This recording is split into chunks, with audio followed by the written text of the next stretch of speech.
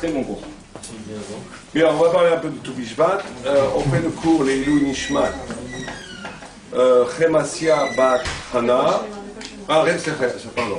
Refoua Shema pour Chemasia Bat Hana.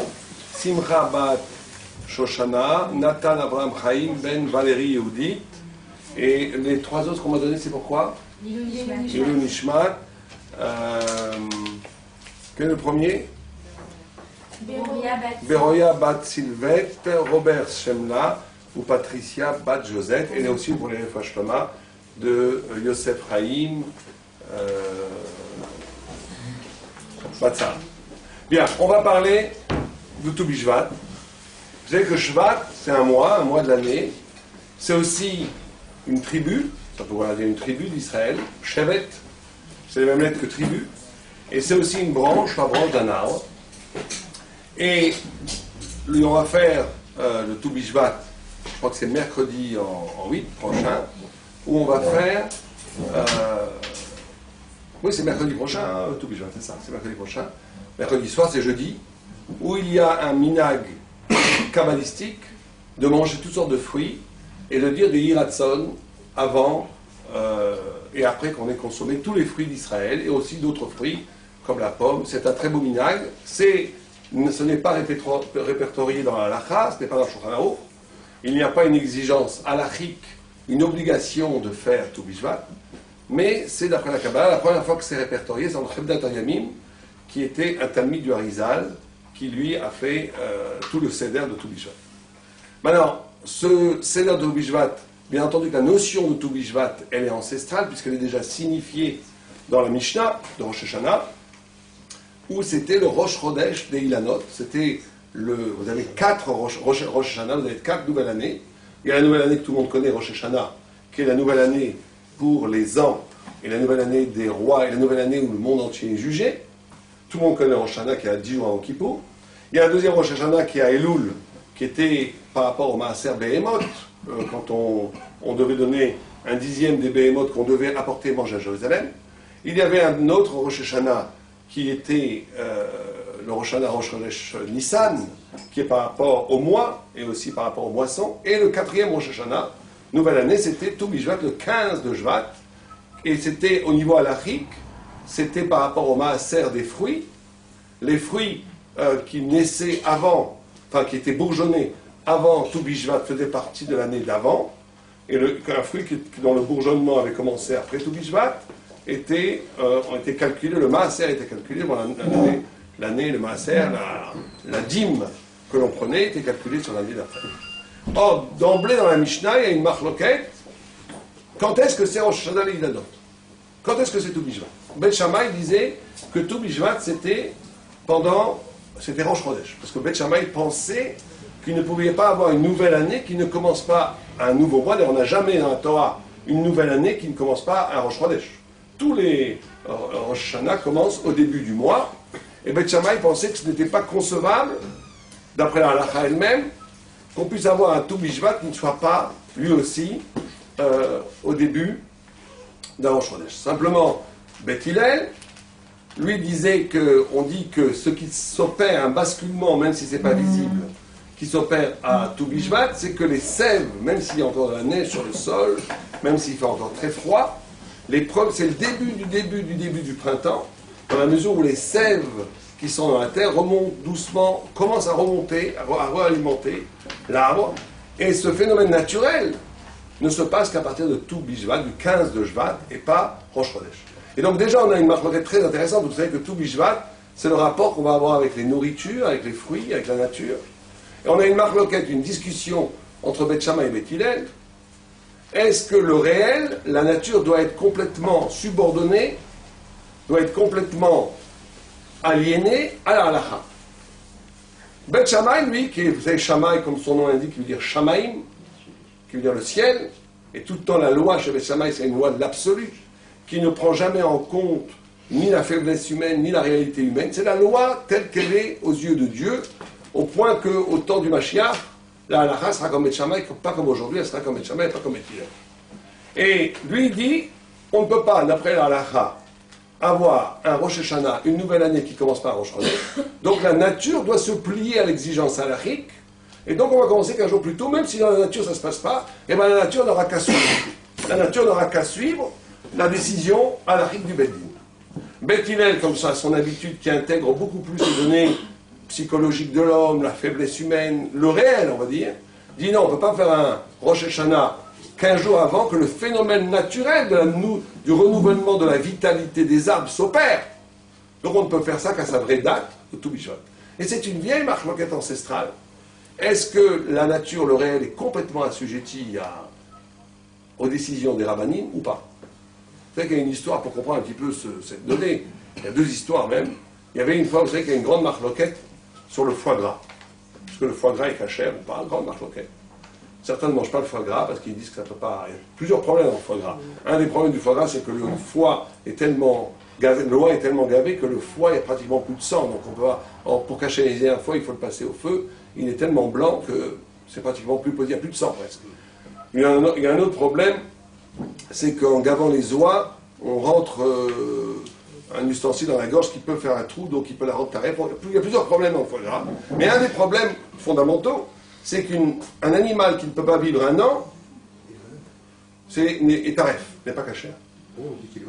Il est malade, et donc s'il ne peut pas vivre un an, il est taref. Or, une noix gavée disait, les rabbins allemands, le Chochmat Adam entre autres, disait qu'une noix gavée, elle ne peut pas vivre un an, donc elle est très forte. Donc le foie gras, on ne peut pas le manger.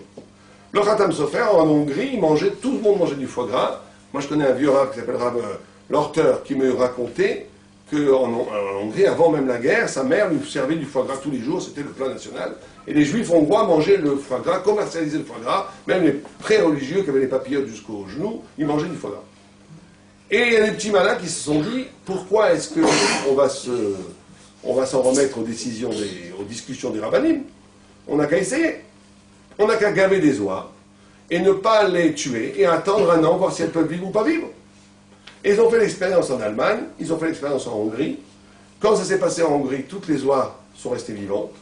Quand ça s'est passé en Allemagne, toutes les oies sont mortes. Donc là, on a une discussion qui s'est opérée au sein des Talmidés dans les Shivot. Pourquoi? Alors certains disaient c'est parce que le psak du Rav, du Khatam Sofer, qui disait que le foie gras est cachère, est tellement fort en Hongrie qu'il va modifier la nature des oies qu'elles ne vont pas mourir. Et en Allemagne, comme le Chochmat Adam disait que c'était taref, elles sont mortes parce que la décision du Rav, c'est qu'une oie gavée ne peut pas vivre. On peut interpréter comme ça, mais on peut interpréter de façon plus rationnelle, mais ça reste miraculeux, de dire que les oies en Allemagne, elles sont des oies délicates. Donc comme elles sont délicates, elles meurent facilement. C'est pour ça que le psak halakha est adopté à la nature des oies. C'est pour ça que c'est interdit. Alors que les oies en Hongrie, elles sont beaucoup plus robustes. Elles viennent des pays de l'Est. Donc c'est pour ça que la halakha s'est adaptée à la réalité. Donc on voit déjà cette discussion. Est-ce que la halakha va modifier la réalité ou est-ce que la halakha s'adapte de façon miraculeuse à la réalité? Mais en tous les cas, tout notre problème, tout Bishvat, un des problèmes, on va voir, c'est qu'est-ce que le juif fait avec la relation au réel, à la nature? Est-ce que le juif va être un juif totalement séparé de la nature doit complètement lui obéir? Ou est-ce qu'il y a une notion, une exigence d'intégrer dans la vie elle-même les données naturelles, scientifiques, rationnelles, dans la Torah ou pas? C'est la première discussion, la première chose sur laquelle il faut réfléchir.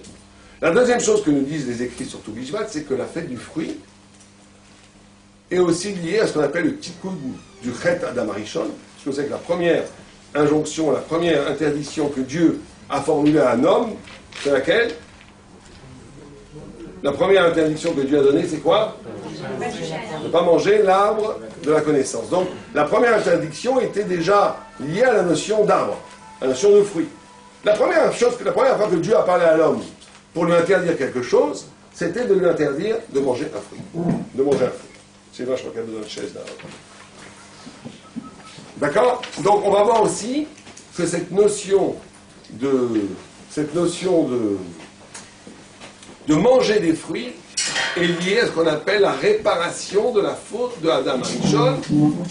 La réparation de la faute de Adam Harishon, il faut comprendre quelle était la nature de cette faute et comment manger un fruit peut apporter une réparation de la faute de Adam Harishon.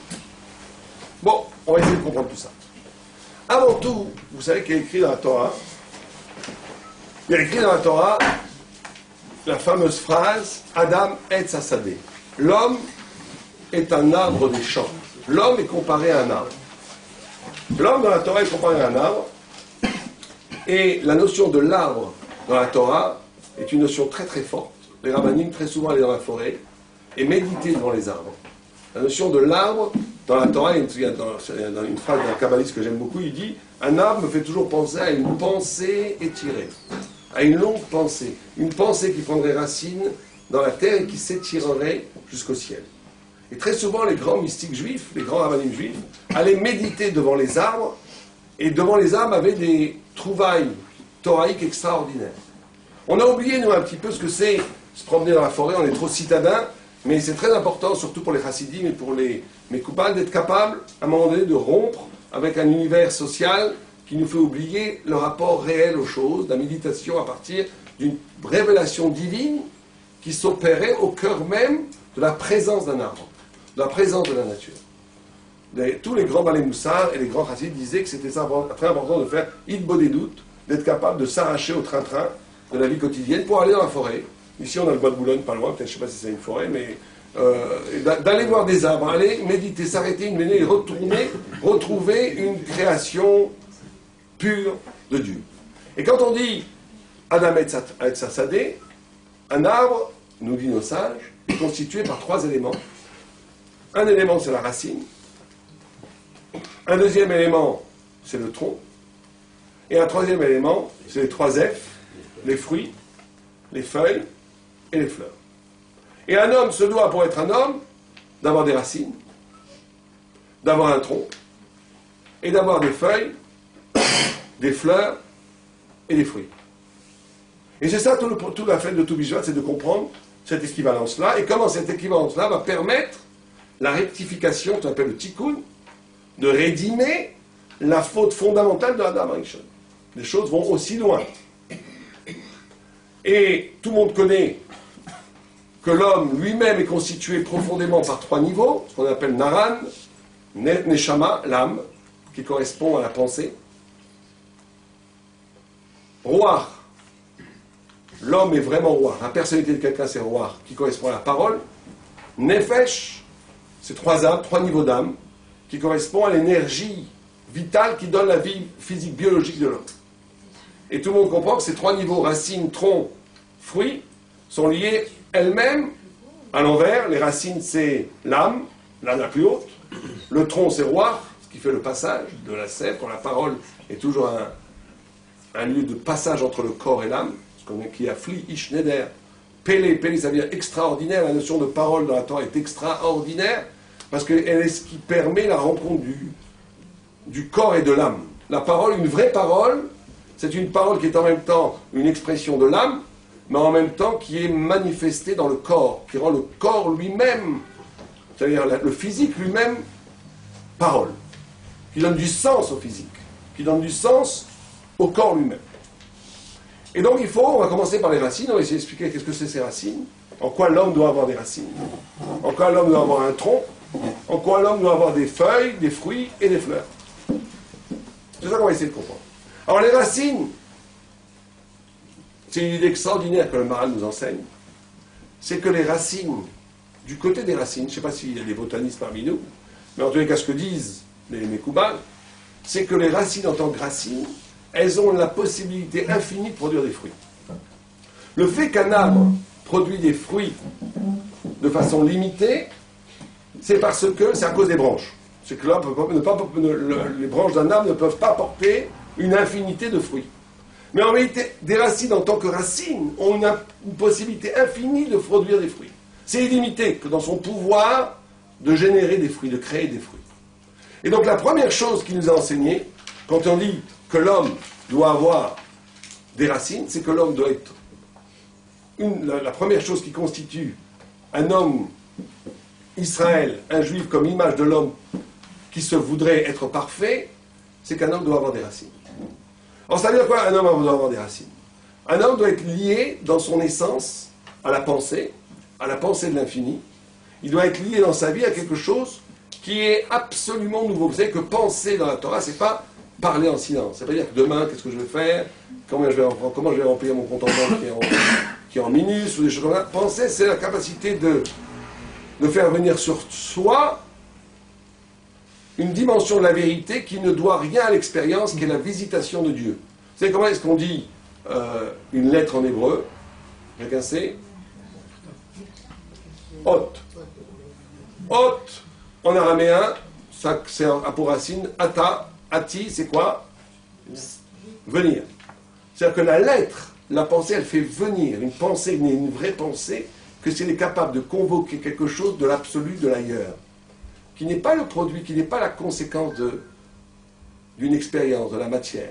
C'est ce que le Maharal explique, qu'il y a deux sortes d'intelligence, deux sortes de lumière. Une lumière qui sort des silex, un feu qui sort de la matière, et une lumière qui ne consomme rien, qui est une lumière qui ne dépend pas de la matière, une lumière qui est la lumière en soi, la vérité en soi. C'est pour ça que quand Moshe a été sur le buisson ardent, il a vu le buisson ardent qui brûlait pas le buisson. C'est-à-dire qu'il a vu une intelligence, il a vu une chokhma qui n'avait pas besoin de détruire quelque chose d'autre pour exister, qui n'avait pas besoin de s'alimenter, de prendre sa combustion de quelque chose d'autre qu'elle-même. Une vérité qui vient de Dieu n'a pas besoin de détruire pour être. Elle est. Et l'homme se doit d'avoir des racines. On va voir, vous savez que Moshe Rabbeinu, il est né quel jour? De combien? 7 Adar. Il a été mis dans le couffin 3 mois plus tard.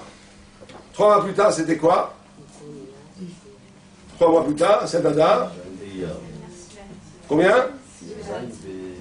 Zain Besivan. Le 7 Sivan. Le 7 Sivan, c'est quel jour? Le jour de la Torah. La Torah a été donnée, on le fait le 6, mais la Torah à l'époque a été donnée le 7 Sivan. C'est pas un hasard. Comme Moshe, vous savez que quand Moshe Rabbeinu est né, il y a une lumière extraordinaire qui a inondé la maison, au point où son père, Amram, a compris tout de suite que c'était le Mashiach, que c'est celui qui allait sauver Israël. Et que Myriam, sa sœur, avait prophétisé que son père et sa mère enfanteraient le Mashiach, enfanteraient Moshe Rabbeinu, le libérateur de l'âme Israël. Et quand il est né, qu'il a vu toute cette lumière dans la maison, il a dit c'est lui. Et il a embrassé sa fille sur son front. Il lui a dit voilà, ta névia, Nitkayem nevoa terre. Ta névoa s'est réalisée. Et quand on l'a mis 3 mois plus tard dans le couffin, tout le monde comprend que si c'est le jour où la Torah va être donnée, c'est que c'est la forme même de ce que c'est la Torah. Alors ça veut dire quoi là? Ça veut dire justement la Torah, c'est cette capacité de mettre l'infini en boîte, on va dire ça comme ça. De mettre l'infini dans un couffin.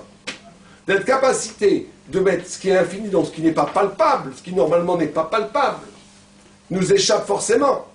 De l'intégrer dans un système qui s'appelle la Torah, qui fait que cet infini, cette lumière de la vérité absolue, elle devient palpable, elle devient visible, elle devient réelle. Et c'est ça la Torah. La Torah, c'est, vous savez que vous avez 2 façons, toujours 2 façons. Vous avez dans les spiritualités non juives, ou bien dans la réalité non juive, vous avez ou des gens qui sont que dans la spiritualité, et donc c'est toujours infini, c'est toujours abstrait, ça nous échappe tout le temps, ou qui sont que dans la matérialité. Le judaïsme est la religion qui a inauguré ce rapport extraordinaire entre l'infini et le fini, entre la vérité absolue et le réel, entre ce lien entre les deux. Vous savez, quand vous avez un Sefer Torah, il y a un blanc et on écrit les lettres sur le Sefer Torah. Et si 2 lettres se touchent, même 2 lettres dans tout le Sefer Torah se touchent, le Sefer Torah n'est pas smooth. Pourquoi le Sefer Torah n'est pas smooth? On peut reconnaître les lettres. Pourquoi est-ce qu'il ne serait pas smooth? Quelqu'un a une idée? Il n'y a pas de blanc entre les 2 lettres. Parce qu'il n'y a pas de blanc entre les 2 lettres, tout à fait. C'est pas à cause des lettres, c'est à cause du blanc. Le blanc de la Torah, dans le Midrash, on dit que la Torah au ciel était écrit un feu noir sur un feu blanc. Un feu noir sur un feu... Mais le feu blanc est constitutif autant de la Torah que le feu noir. Ça veut dire quoi? Ça veut dire quoi? Ça veut dire que le blanc, quand vous avez une page blanche, vous avez une infinité de possibilités. Tout est possible. Quand j'ai une feuille blanche devant moi, je peux écrire la plus belle chose au monde comme la pire des choses, comme tout est possible. Le blanc, c'est la notion de l'infini.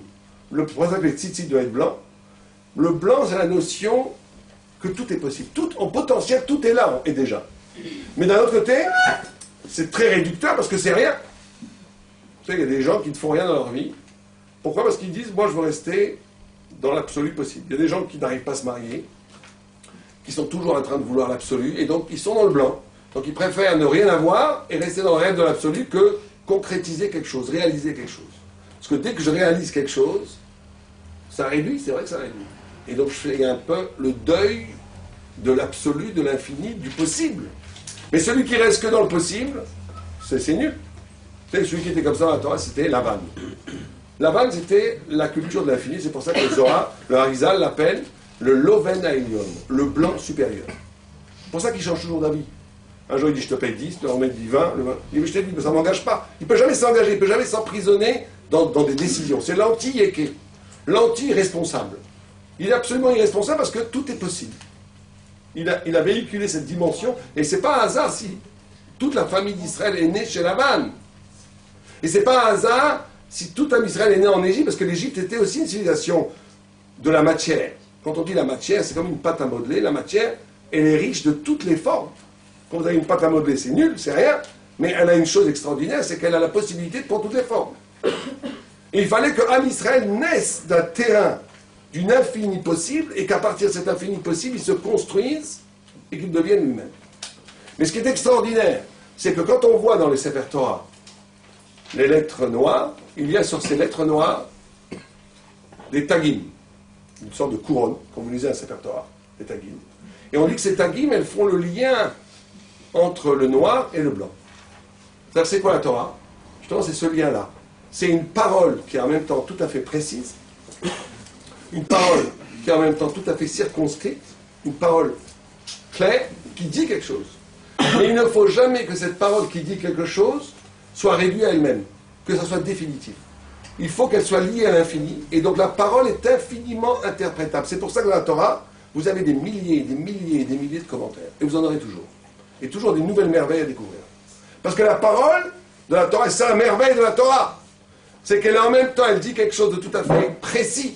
La loi est précise, la parole de Dieu est précise, incisive. Mais cette parole de Dieu, incisive, précise, ne peut pas se fermer sur elle-même.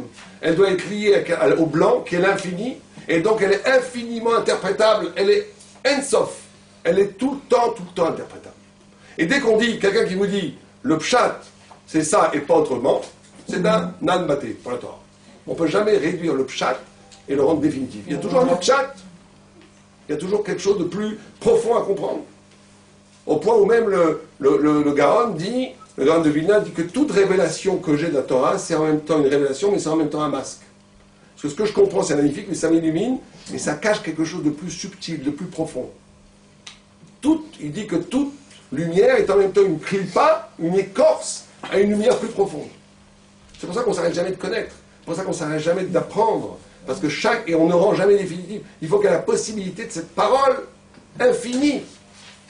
Et vous savez que c'est tout à fait extraordinaire parce que ces couronnes-là, quand Moshe Rabbeinu a voulu rentrer en Eretz Israël, il a beaucoup souffert, Moshe Rabbeinu, notre maître, quand il a voulu rentrer en Eretz Israël, on ne l'a pas laissé rentrer. Dieu ne l'a pas laissé rentrer. Et il a prié Veitranan. Il a prié 515, la gamatria de Veitranan, quelqu'un peut la faire, je pense que c'est 515.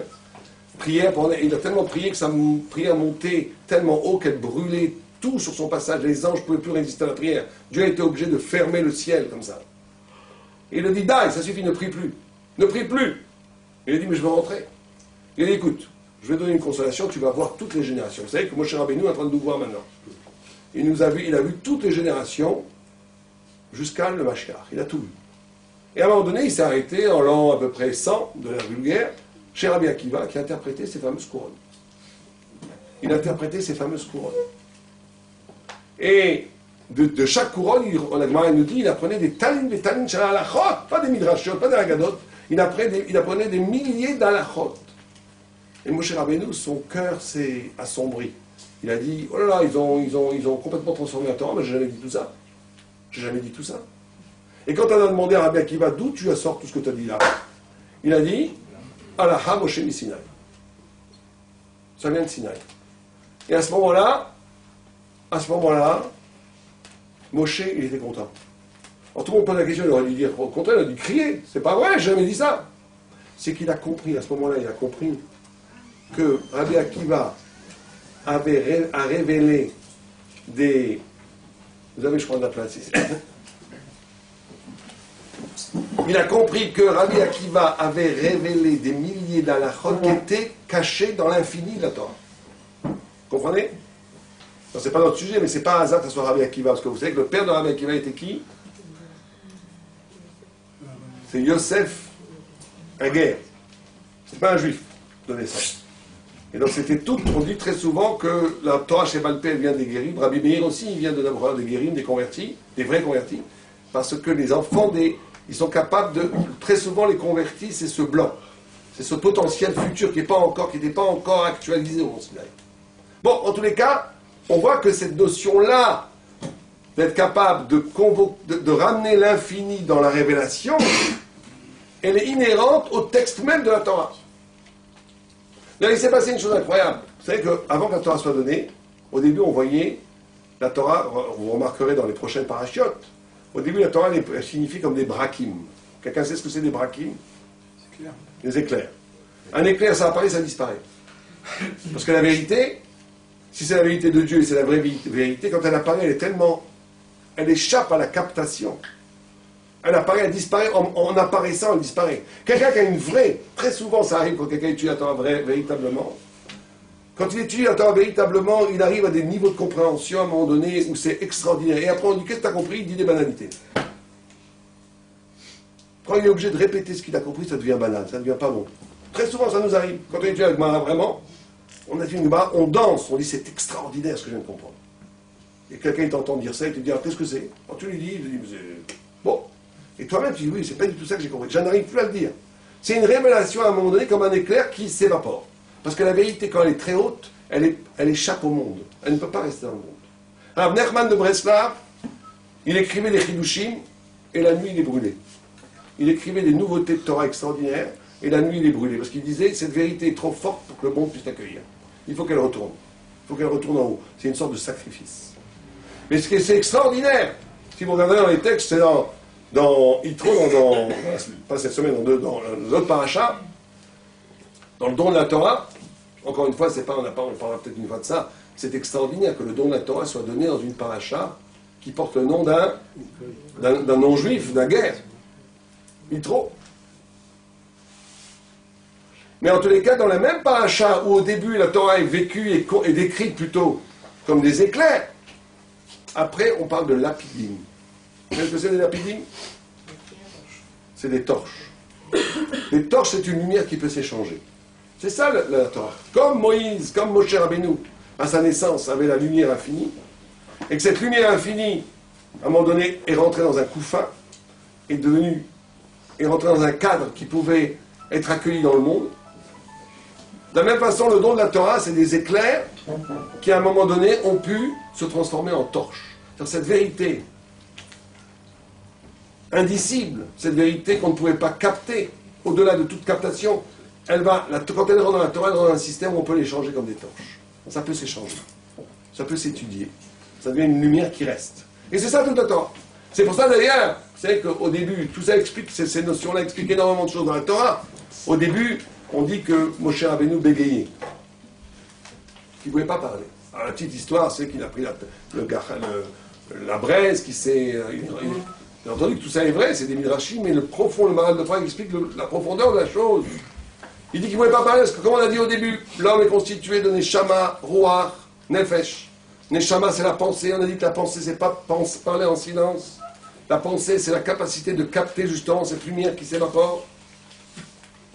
Et Moshe était tellement au niveau d'un Neshama, tellement au niveau de la pensée pure, qu'il ne pouvait pas parler.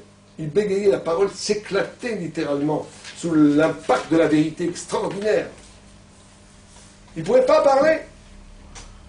C'est comme si vous avez une pensée tellement haute, c'est pas formidable de bégayer. La parole craquait sous l'impact de l'infinie puissance de sa pensée.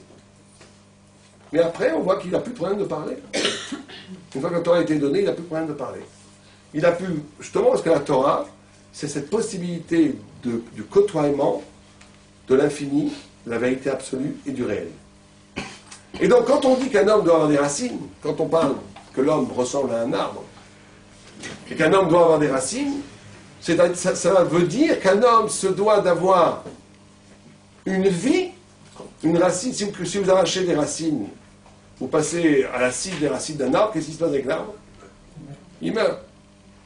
Quand on dit qu'un homme va avoir des racines, ça veut dire que la spiritualité doit être vitale à sa vie. On va dire une chose simplement. Ça veut dire que la spiritualité, que la vérité ne peut pas être juste une option. J'existe d'abord, j'existe de façon économique d'abord, j'existe de façon sociologique d'abord, j'existe de façon psychologique d'abord. Et pourquoi pas me rajouter un petit peu de spiritualité, c'est bien pour l'éducation, c'est bien pour l'harmonie. Ça, c'est une façon, ce qu'on appelle aujourd'hui un mouvement détestable, qui s'appelle le New Age. Je ne sais pas si vous en avez entendu parler. C'est le New Age, c'est quoi? C'est des gens, en vérité, sont fondamentalement matérialistes, mais ils considèrent qu'un petit peu de spiritualité, ça ne fait pas de mal. C'est très bon. Il y a des gens qui me disent, moi je... Comment? On n'a pas entendu. New Age. Ah, New Age. C'est un mouvement américain, mais qui est un peu en France aussi. On n'a pas entendu le mot. Il y a des gens qui disent, bien sûr, la Torah, il y a l'olishma, il y a volishma. Mais il y a des gens qui disent, moi pourquoi je fais Shabbat? Parce qu'avant Shabbat, je ne pouvais pas parler avec mes enfants. On regardait la télé. Donc je fais Shabbat pourquoi? Pour qu'on puisse être en famille. Bon, c'est pas mal, l'olishma, volishma. Mais tout le monde comprend que c'est pas ça Shabbat. C'est pas ça Shabbat. Bien, en tous les cas, cette notion de racine, c'est qu'un homme se doit d'avoir une vie où la spiritualité a une vocation d'être vitale. C'est pas juste une option, c'est pas juste un rajout. C'est pas d'abord le monde et je rajoute la spiritualité. C'est ça, c'est le premier Rashi qui dit ça. Le premier Rashi de toute la Torah, il ne dit pas autre chose. Tout le monde connaît le premier Rashi. Premier Rashi pose une question un peu farfelue. Il dit pourquoi la Torah commence à Bereshit? La Torah aurait dû commencer à Rosh Chodesh, notre paracha. Elle aurait dû commencer à Rosh Chodesh. Tombeau. Tout le monde pose la question, qu'est-ce que c'est la question? Quoi, Rashi aurait voulu qu'il n'y ait pas toute l'histoire d'Abraham, Yitzhak, Jacob, tout le début, toute la Genèse, tout Bereshit. Non, il aurait voulu qu'il y ait, il voulait que ce ne soit pas la Torah orale. Il voulait que ce soit la Torah écrite. Pas la Torah écrite, il voulait que ce soit la Torah orale. Pourquoi? Parce qu'il considérait que le peuple juif, tout avant le don de la Torah, avant Rosh Chodesh, c'est encore l'histoire des non-juifs, c'est encore l'histoire universelle. Il pensait que le peuple juif habitait dans un espace-temps qui est purement divin. Et il répond, non, Dieu veut donner Nahalat, il veut donner un héritage au peuple juif, une terre.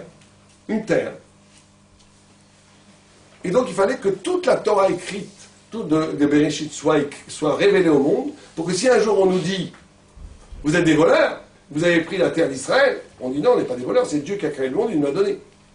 Aujourd'hui ça ne marche pas tellement, on nous traite de voleurs quand même, mais bon. Mais vous comprenez ce que ça veut dire chez Rashi? Pourquoi on nous traite de voleurs?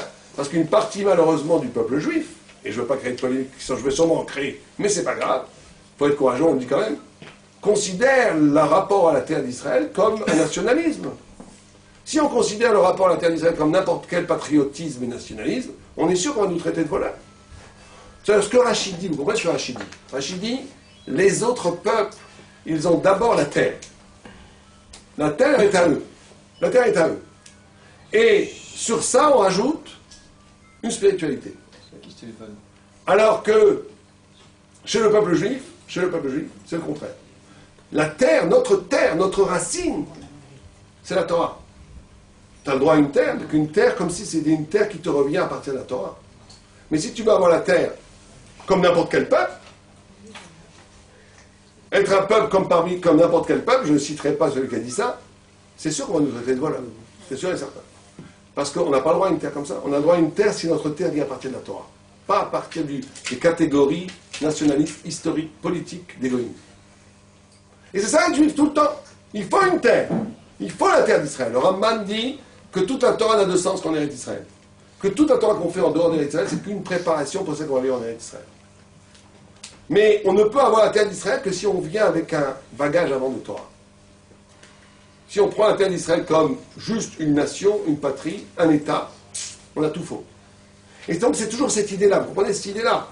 Les brakim qui peuvent devenir des lapidim, des éclairs qui vont devenir des torches qui s'échangent, c'est que justement tout part de cette spiritualité infinie qui va devenir réalité, mais que si justement, que si justement ce passage et ces deux niveaux sont tenus en même temps.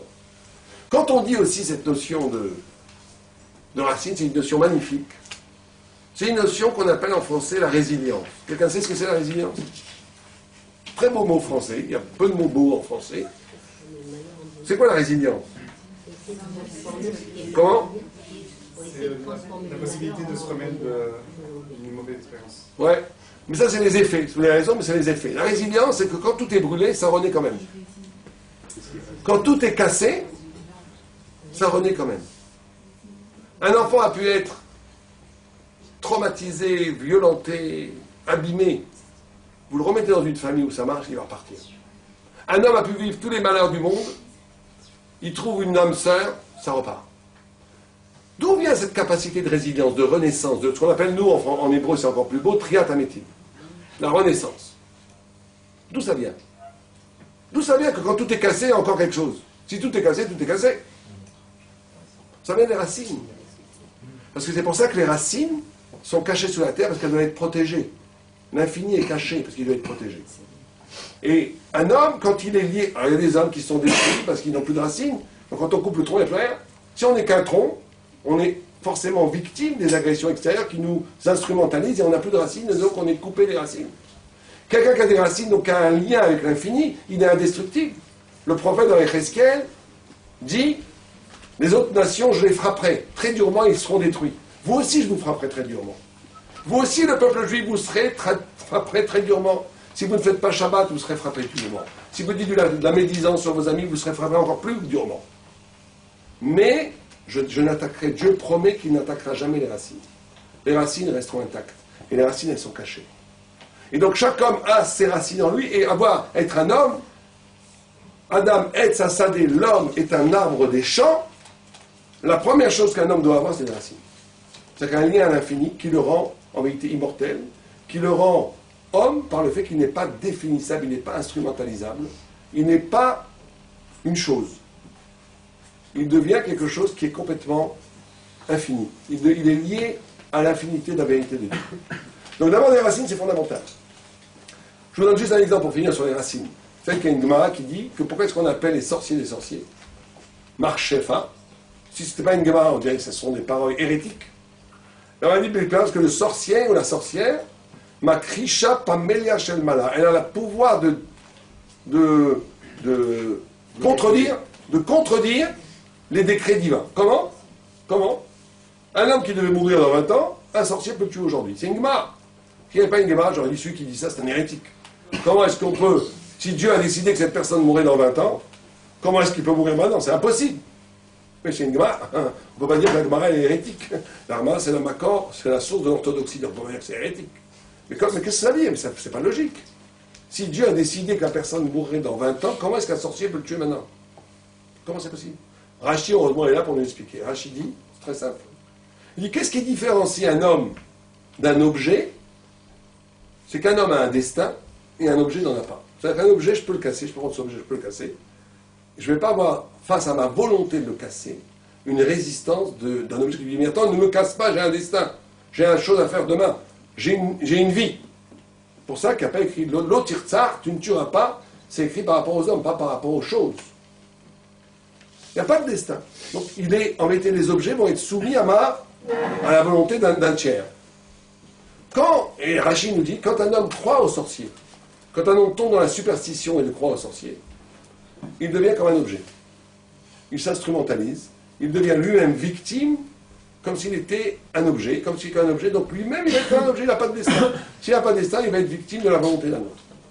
Avoir des racines, c'est cette capacité à un moment donné d'avoir une intrigue dans la vie.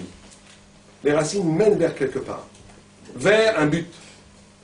Les racines nourrissent quelque chose qui va vers le haut, qui nous envoie vers un but.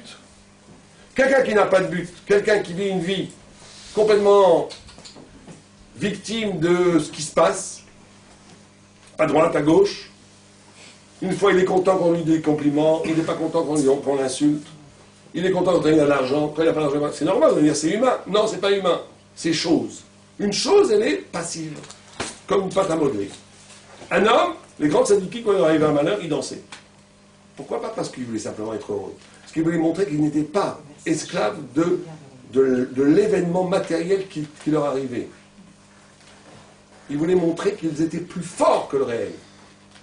Plus forts que le réel et que leur racine, que leur vie était liée à la racine, justement, à la parole de Dieu qui faisait qu'ils n'étaient pas tributaires des événements qui se passaient autour d'eux. C'est ça avoir des racines.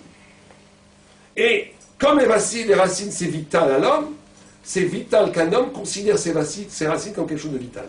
Donc la première question qu'il faut se poser autour de tout Bishvat, c'est est-ce que ma vie spirituelle est vitale? Ou est-ce qu'elle est juste anecdotique?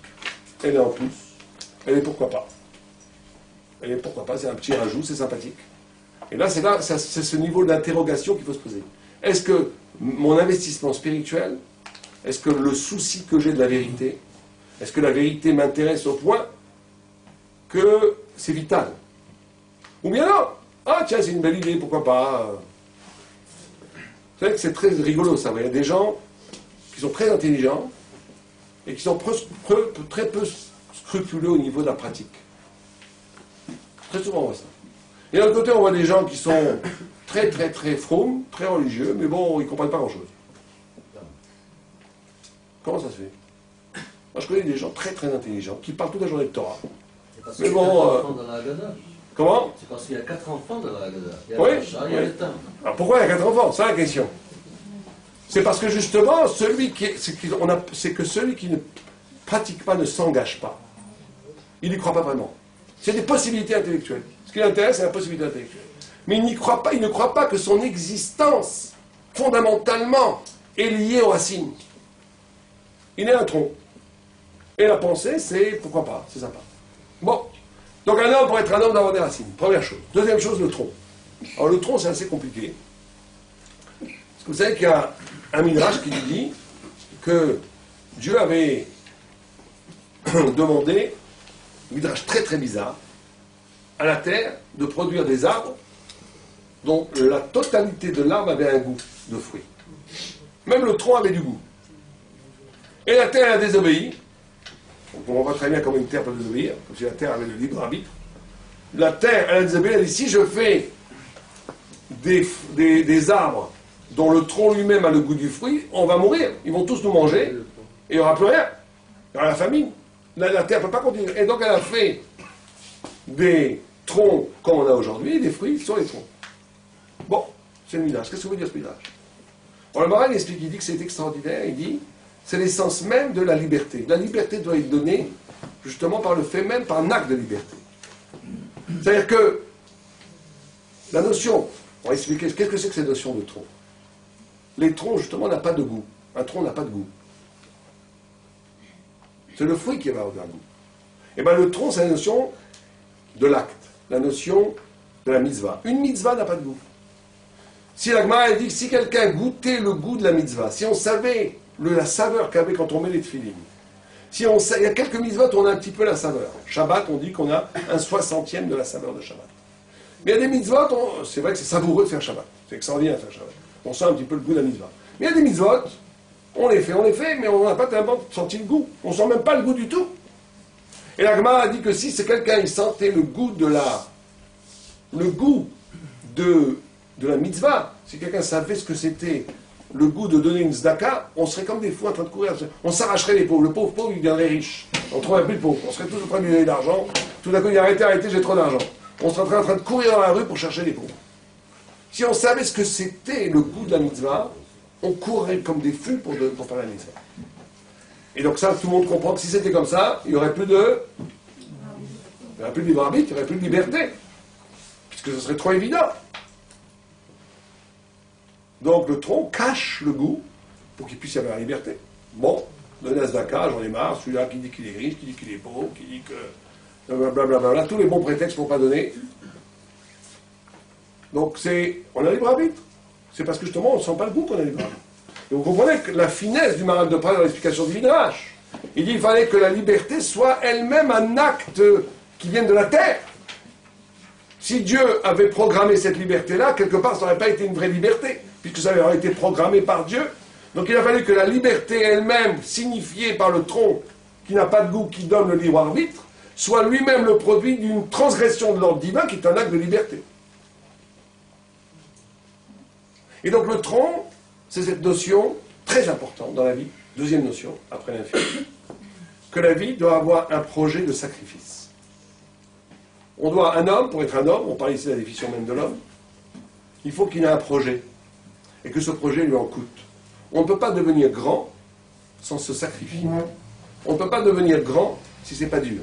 On ne peut pas devenir grand, on ne peut pas grandir comme un arbre grandit. Si on ne fait pas un effort qui, au moment où je le fais, je ne sens pas que ça m'apporte quoi que ce soit. Mais je sais que je dois le faire. Que je dois le faire. La notion d'un faire qui ne dépend pas d'un résultat immédiat. Investir. Le fond, le tronc fait passer la sève de l'infini au fruit. La conscience de l'origine infinie des choses qui amène au résultat plus tard qu'est le fruit. Cette notion de fidélité à la vérité, même si c'est absurde quelque part. Vous savez qu'il y a un midrash extraordinaire dans Bereshit où Abraham Avinu, quand il a dit Dieu est un, et Dieu a créé le monde, Nimrod, qui était le roi à l'époque, l'a mis en prison. 10 ans. On ne sait pas que notre pauvre père Abraham Avinu a été en prison 10 ans. Pourquoi il l'a mis en prison? C'est très simple.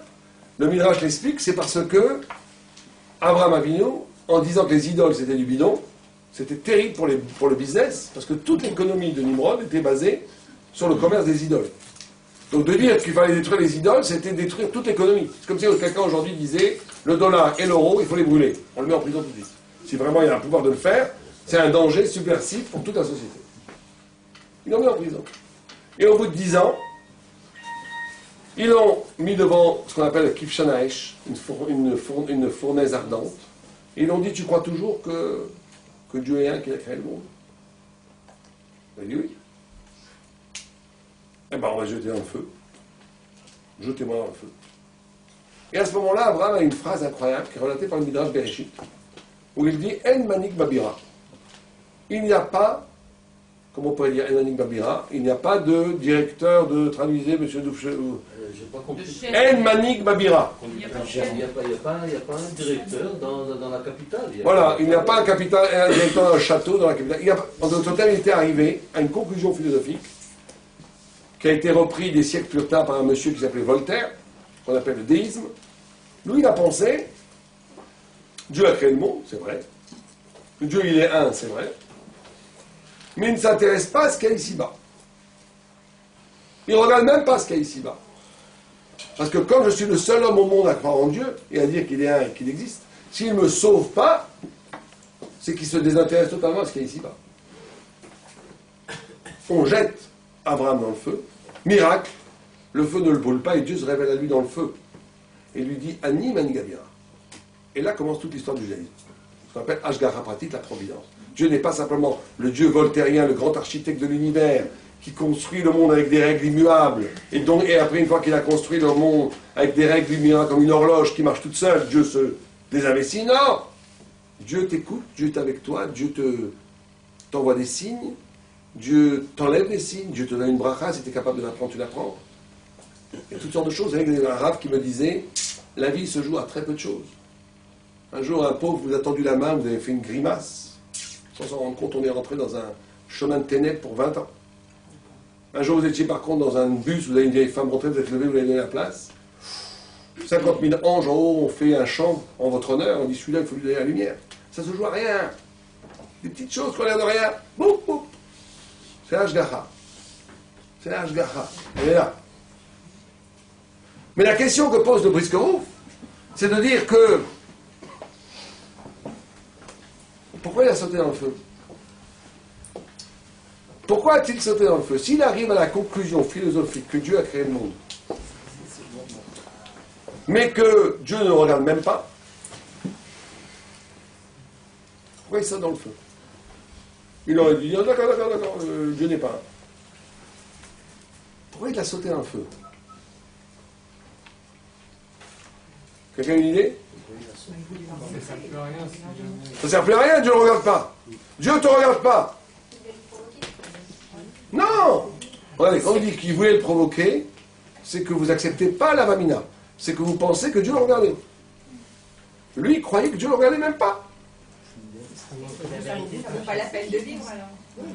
Bon, il y en a très souvent dans cette réponse qui voulait se suicider.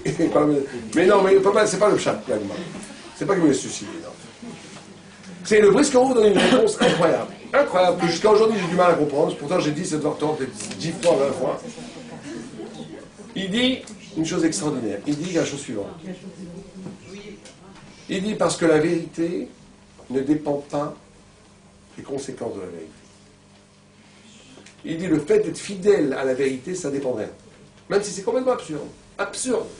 Je suis seul dans une île déserte, entouré de Zoulous qui me tournent autour, je mets les tefilines. Tout le monde me rigole autour de moi, imaginez la scène. Je mets les tefilines, 500 bonhommes qui rigolent autour de moi, morts de rire. Absurde. Ça veut dire quoi mettre les tefilines dans une île déserte? Moi je les mets. Pourquoi est-ce que c'est la vérité? C'est la notion de faire un acte, c'est le tronc. Ça c'est le tronc sec, le plus sec possible. La notion d'être dans une fidélité à la vérité qui traverse même l'absurde. C'est absurde, j'y comprends rien. Il y a une histoire terrible que même moi j'ai du mal à accepter. Le rabbi, je crois que c'était je ne sais plus quel rabbi c'était. Pas le rabbi de l'Élov, un autre rabbi. Il était à la Shoah. Et il savait que c'était Simchat Torah. Et il a mis une chaise, il a commencé à faire la cafote, à tourner autour des chaises, et à danser de joie. Et les Allemands, ils ont vu ça, ils n'étaient pas contents. Ils n'étaient pas contents quand un juif était content. Ils sont contents, ils donnaient des coups de crosse.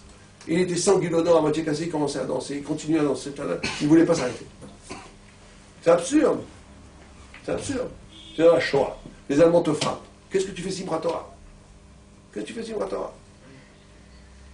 T'es dingue? Il y a Primo Levi, je ne sais pas si vous connaissez Primo Levi, qui est un écrivain italien qui s'est suicidé, qui était à la Shoah. Il a écrit un texte remarquable sur la prière de, comment il s'appelait, Hucle, un juif qui priait. Lui, il n'a pas compris ça. Lui, il a vu l'absurde. Il a dit, qu'est-ce que c'est que cette prière? Dieu nous a délaissés. On est dans la mort. On est dans la misère. On est sans manger. Les enfants se meurent devant nos yeux. Et tu continues à prier, pauvre prière. Et j'avais un ami qui s'appelait Benny Lévy, qui disait, moi je trouve cette prière magnifique. Qui a repris le texte de Primo Levi, et qui a dit que cette prière du juif, qui est capable d'espérer alors que tout est désespéré, c'est une autre figure de la résilience. C'est magnifique. C'est magnifique. Ça, c'est la notion de tronc. Ça veut dire qu'un homme, il a un projet. Il sait qu'il a des racines, il sait qu'il y a une vérité infinie. Il essaye de monter la sève, de rendre, comme on a expliqué tout à l'heure, cette vérité infinie, cette vérité absolue, cette vérité divine, elle est palpable dans le monde. Mais on ne la goûte pas parce que c'est trop grand. Elle est cachée. On la goûtera plus tard. Être capable d'investir vers un futur. Ah, maintenant c'est absurde, c'est pas grave. Ah, maintenant c'est sec comme un bout de bois, c'est pas grave. Je sais que je vais là-bas. Je vais vers la vérité. Je fais ce qui... c'est la notion de fidélité. C'est que la notion de fidélité, c'est une des notions les plus difficiles. Les gens se marient, ils s'adorent, tout va bien, au bout de 3 ans, c'est la catastrophe. Très souvent, pourquoi? Parce qu'ils n'ont pas été fidèles. On ne parle pas de ne pas être fidèles, ils ont été fidèles d'un point de vue goy, je ne parle pas de ça. Ils ont été fidèles. Mais ils ont trahi de pourquoi ils ont été ensemble. Et très souvent, quand on s'occupe de problèmes de Shalom Bayit, une des techniques qui marche le mieux, enfin, ce n'est pas des techniques, une des approches qui marche le mieux, c'est de comment est-ce qu'on reste fidèle à la vérité? C'est quand les événements de la vie, on en fait eux-mêmes des événements de vérité. C'est quand les toldot, c'est de renouer avec l'origine. J'avais un rab qui faisait ça, quand un couple allait très mal, il leur disait fermez les yeux. Fermez les yeux. Bon, c'est un peu un américain, c'est un peu l'américain, mais c'était un grand rab, le rab Goldstein. Il disait fermez les yeux, essayez de retrouver pourquoi vous êtes mariés. Et ils retrouvaient, et le pourquoi redevenait vivant en eux au point où ça renaissait. Encore une fois, c'est une mission de résilience. C'est-à-dire cette capacité de... Le tronc, c'est cette capacité que même quand rien ne va plus, d'essayer de garder la route. Que même quand c'est absurde, ça garde la route. Bon. Le troisième, c'est la notion de fruit. On n'a peut-être pas le temps de parler du fruit, des feuilles, et on va parler que des fruits. La notion du fruit. Et on a dit que c'était la goûter les fruits, c'est ce qu'on va faire à Toubishvat, c'était un acte de tikkun du Chet Adam Harishon, un acte de rédimer, de réparer la faute de Adam Harishon. Et justement, ça se passe par le goût. Par le goût. Vous savez qu'un Yerushalmi, qu'un Tunisien ne renierait pas, qui dit que quelqu'un qui a une des questions que Dieu va poser après la mort, est-ce que tu as joui du monde? Et si tu dis non, je n'ai pas joui du monde, je n'ai pas mangé assez d'amroud, on sera plus dit. Parce que Dieu dit, je t'ai créé tous ces beaux fruits et tu les as pas goûtés, c'est horrible. Il n'y a pas de pardon pour ça. Et il n'y a pas de pardon. Alors là, je crois que vous êtes de ça, monsieur. Je crois que vous n'avez pas de problème avec cette question. Mais... Donc la notion du goût, la notion du goût très importante. Vous savez que le Maharal de Prague dit une chose assez extraordinaire sur le goût. Vous savez que même en français, on trouve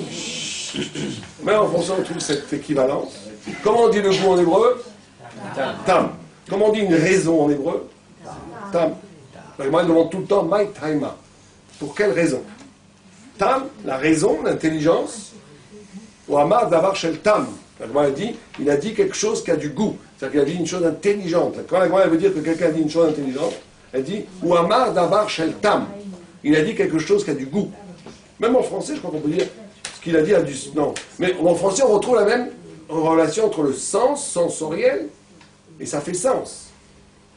Le sens et le sensoriel ont une étymologie qui est la même. C'est le même mot. Ouais. Pourquoi? Quel rapport entre le goût et l'intelligence? Quel rapport entre le goût et l'intelligence? Goûter, c'est au contraire. Si on disait que l'intelligence c'est l'esprit, c'est pas le goût, c'est pas... En quoi goûter? Ça se saurait depuis longtemps si en goûtant plein de choses on devenait intelligent. Quel rapport entre le goût et l'intelligence? L'intelligence qui dit que c'est bon. Oui, mais l'intelligence dit aussi s'il fait nuit ou pas. C'est pas que le goût, l'intelligence dit tout. Pourquoi Dafka le goût? Pourquoi précisément le goût? C'est un rapport à l'étrange. Hein? C'est un rapport à l'étrange. Bon, pas mal. Vous approchez. Allez-y, quelle est d'autres idées? Il y a une idée toute simple, pendant les examens, on reste assis, on mange beaucoup, on grossit. C'est une question de goût, tout ça. Là, tu m'as déçu. C'est pas à ton niveau habituel. D'habitude, il tape plus haut. Est-ce qu'il y a d'autres idées? Je crois qu'il faut ajouter la mélodie aussi dans ces discussions. Oui. Les goûts, l'intelligence et la mélodie. Parce que Tout à fait. c'est aussi la mélodie. Mais ça, on en parlera. On a parlé de la mélodie, ça c'est tout. On en parlera sûrement quand on parle du Mashiach. C'est la notion de voir les voix. De voir les voix, quand ils ont vu les voix anciennes, c'est qu'ils ont été capables de voir l'audible et d'écouter le visible. Ça, on en parlera dans un mois. C'est cette notion de voir le monde comme une mélodie et de donner une image à la mélodie. Mais ça, c'est pour... Oui, tout à fait. Et t'as un mime qu'on dit aussi quand on lit la Torah. Bon, en tous les cas, oui. Pour être un petit monstre. Ah, vas-y, rattrapage. Je veux dire, quelqu'un d'intelligent, il s'exprime par quoi? Par la parole. Et le goût, il se ressent par quoi? Par la bouche. Pas mal. C'est ce qui permet d'exprimer la C'est pas parole. mal. Ça, le Maharal dit ça, il dit une phrase très humoristique, il dit... Voilà, ouais. Non mais les Tunisiens ils sont orgueilleux, tu donnes un petit contact, ça va. Ils ne pouvaient pas rester sur... Non, le Maharal de Prague il dit comme ça, il dit une chose presque rigolote. Il dit pourquoi Dieu a créé une bouche? Pour manger et pour parler. Par économie, il n'aurait pas pu créer deux bouches, une pour on mange et une où on parle. Il dit non, parce que je te demande un peu ce que tu dis. Il dit parce que par où la vie rentre, la vie doit sortir. La parole c'est la vie. Et par où ça rentre, ça doit sortir. C'est ça, justement. Rendre la matière spirituelle, c'est qu'au même lieu qui est le lieu où je puise ma vie, je donne la vie. Les Tanaïm, ils faisaient revivre les morts avec la parole.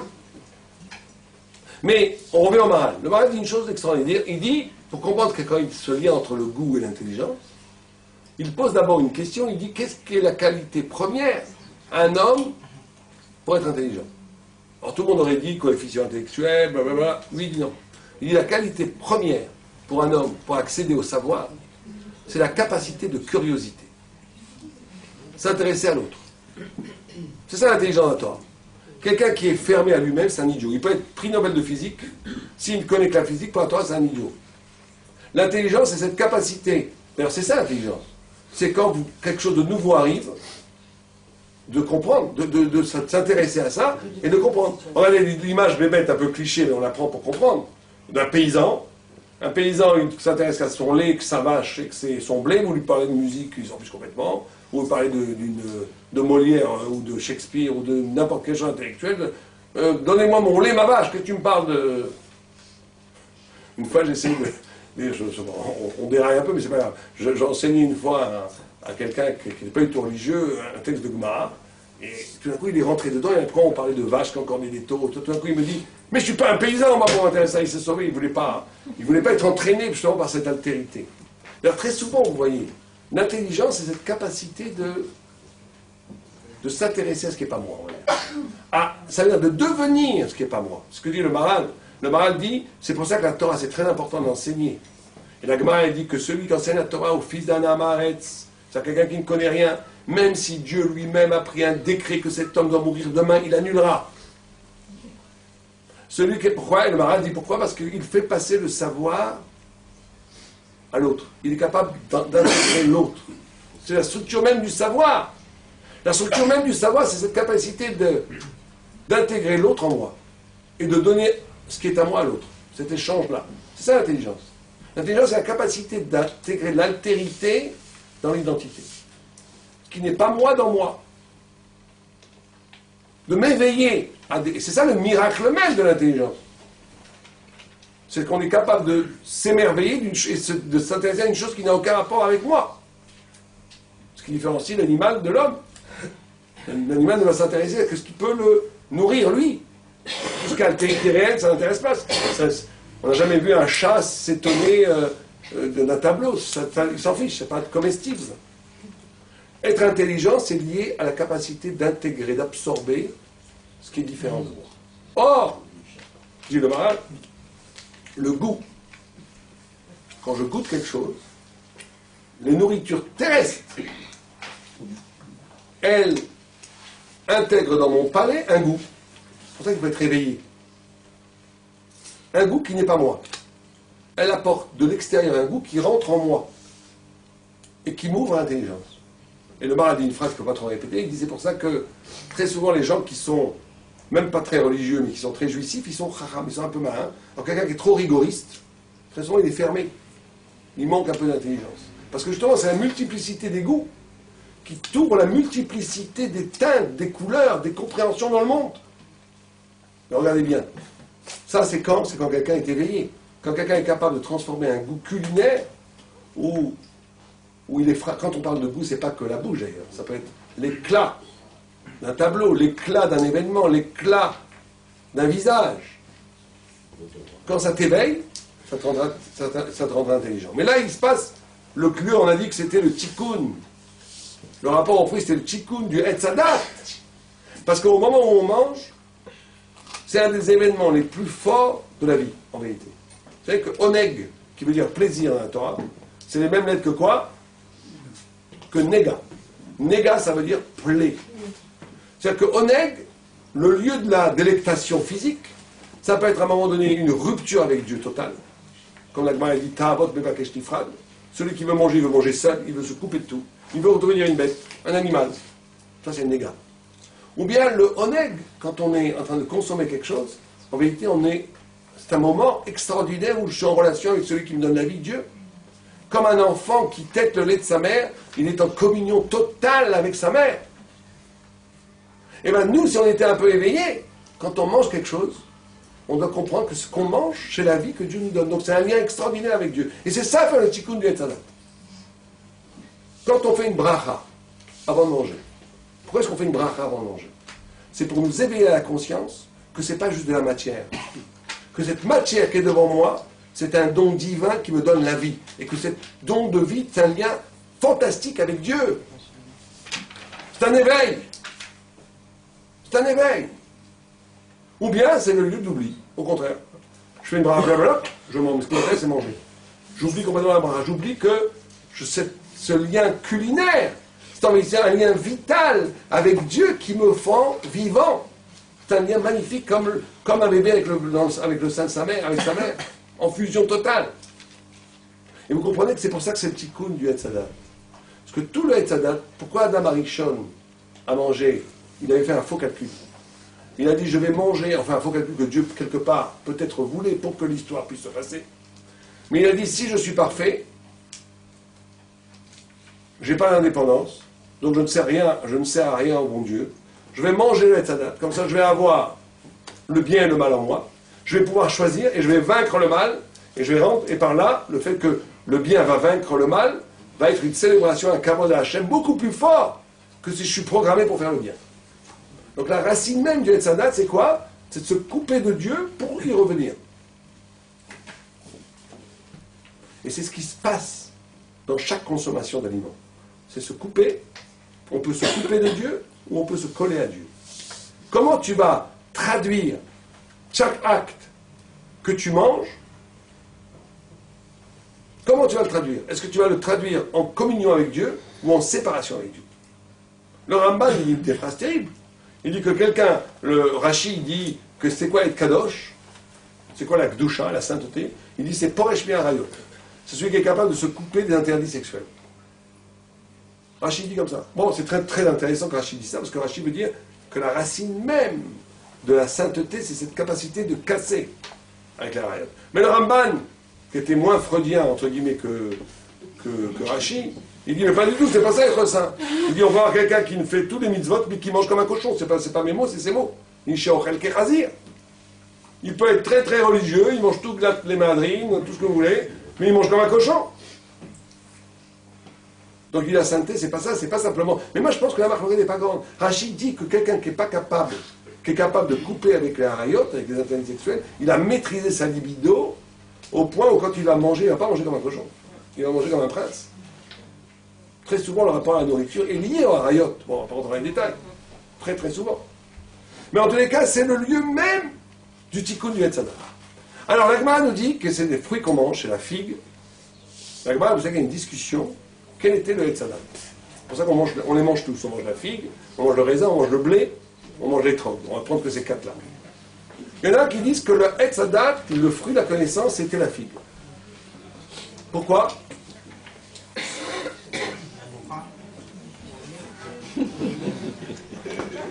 Qu'est-ce que Dieu a fait avec la figue?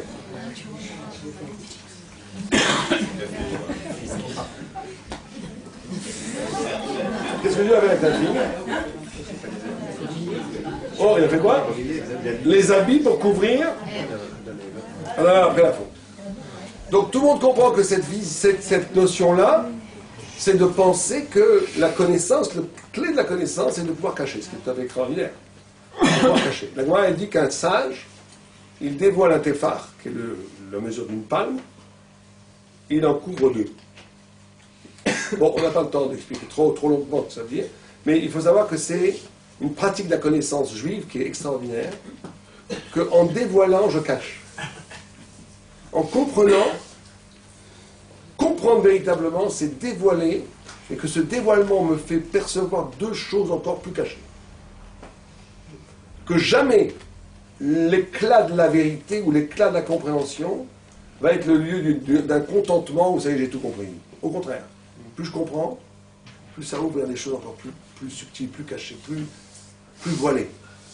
Le secret de la connaissance, c'est dévoiler pour voiler. Bon, le deuxième, c'est le raisin. Le raisin, tout le monde dit que c'est lié. Vous savez comment on dit vin en hébreu? Yain. Yain a une force numérique de combien? 70. Le secret, comment on le dit? Sod. Sod a une force numérique de 70. On dit Nirtas Yain, c'est ça, c'est bientôt pourri, on en parlera. Il faut boire beaucoup de bon vin. Il faut avoir du bon vin à pourrir. Il ne faut pas être radin, il faut acheter des bons vins. Parce qu'il faut se saouler avec du bon vin. Mais le bon vin, caché, bien entendu. Mais le bon vin qui rentre fait sortir le sod. Il y en a beaucoup même, du bon et caché. Qui vient notamment d'Israël, dans l'excellent vent d'Israël. Donc d'après cette vue-là, on va dire que le secret de l'intelligence, c'est le secret. C'est le Kabbalah, c'est le sod. On va faire assez vite, parce je veux conclure. Le troisième, il dit c'est le blé. Alors c'est très intéressant le blé. Parce que vous savez que la Gemara, elle dit une chose très bizarre. Elle dit un homme ne dit pas papa s'il n'a pas mangé du blé. Un bébé. Un bébé va dire Abba que s'il a mangé du blé. Quel rapport? Et on dit que c'est pour ça, la Gemara dit que c'est pour ça que le blé, d'après cette vue-là, le blé c'était l'arbre de connaissance. D'après cette vue-là, le blé était un arbre. Et après la faute, il a été rapetissé à être une gerbe. Bon. Donc d'après cette vue-là, le blé était un arbre comme un chêne. Et les grains de blé, les épis de blé étaient comme des fruits. Et après la faute, il a été rapetissé. Bon.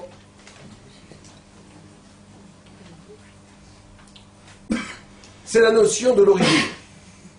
pour cette vue-là, encore une fois, c'est extraordinaire quand c'est des choses à réfléchir. Le goût de l'altérité, le fait de rentrer, quand un bébé va sentir le goût du blé, ce goût de l'ailleurs, le goût différent qui va frapper sa langue, va l'éveiller à la conscience, parce que c'est l'autre qui rentre en moi, c'est la conscience. C'est le début d'intelligence. Et ce début d'intelligence va directement s'incliner vers la recherche de l'origine. Abba. Abba en hébreu, c'est un lettre bête, c'est les premières lettres de l'alphabet. Abba. C'est que la structure même de l'intelligence va être la recherche même de l'origine. La dernière vue, c'est l'étrog. L'étrog, c'est cette notion, on a dit que l'étrog, c'est le seul fruit qui a le même goût un peu que le tronc. C'est la notion de cohérence dans la vie. Quand on a parlé tout à l'heure, que ce que je fais et le goût que je goûte sont un. C'est ça, ça serait ça le summum de l'intelligence pour cette vue-là. L'intelligence, ça ne serait pas simplement d'être un intellectuel, mais d'être capable de rendre vivant, réel, dans ta vie, ce que tu as compris. C'est ça être intelligent. Pour cette vue-là de l'étrogue, quelqu'un qui ne serait pas capable de rendre réel ce qu'il a compris, serait idiot, serait complètement un peu plus intelligent. Voilà, on va s'arrêter là, parce que je n'ai pas dépassé l'heure. On essaie de faire l'heure pendant la conférence. Est-ce que vous avez des questions? Pourquoi le blé plus que la carotte? Pourquoi? Le blé plus qu'autre chose dans l'idée. Le blé parce que ça apporte un goût différent, nouveau. Ouais. Pourquoi pas la carotte? Pourquoi le blé plutôt que la carotte? Bon, alors ça c'est... Parce que le blé ne se mange pas comme il est. Ouais, il faut qu'il se transforme. Le blé ne se mange pas comme il est. C'est une bonne réponse, mais j'aime bien votre réponse, j'ai beaucoup de réponses, mais j'ai un problème avec ça, parce qu'Agma, elle dit qu'à l'époque, le blé c'est comme un arbre. Mais peut-être que c'est lié à ça, la notion de circoncision. Et en plus c'est ça, on ne mange pas de pain. On peut manger le blé vert. Il faut manger le blé vert. Je ne sais pas, j'ai pas le choix. Pourquoi le blé d'Afrique? Il faudrait étudier effectivement pourquoi le blé d'Afrique. Le blé, c'est pas, on ne mange pas de pain, on mange maisonnote. Tout à fait, c'est ce qu'a dit Rabbi Akiva à ton nouveau Zaracha. C'est-à-dire Rabbi Akiva, par rapport à la Brit Mila, la circoncision, il lui a dit C'est pas la même chose. qu'il faut justement être capable de dépasser le stade de la nature. C'est que peut-être dans cette consommation, il y a une transformation humaine. C'est quoi la réponse que vous avez donnée tout à l'heure alors? Sur quoi? Avec Abba. L'origine? Ah bah oui, donc. Oui, il demande pourquoi le blé t'amène à l'origine. Pourquoi pas la carotte? Si c'est le goût qui t'éveille l'intelligence, qui t'amène à l'origine, pourquoi n'afrique le blé? C'est une question. Bah, bon, C'est une bonne question, non? C'est une question. Bon, c'est une chaîne à se peine coucher. Il faut juste, il y a sûrement énormément de petits ça, on les pas. Y a-t-il d'autres questions? Et pourquoi pas la pomme? Non, il n'y a pas la pomme. Justement, la pomme, c'est pas une maladie. Il y en a qui disent que c'est une erreur de traduction chrétienne. Qu'ils ont traduit. C'est pas une question, mais ça m'a fait penser les liens, ça m'a fait penser qu'il y a Ogen. Il y a Oneg, Nega, et puis le troisième, c'est Ogen. Il faut être branché dans les liens. Branché. Pas mal. Très beau drache, très bien. D'autres questions ou d'autres remarques? C'est clair? C'est bon? Pas de questions? Très bien.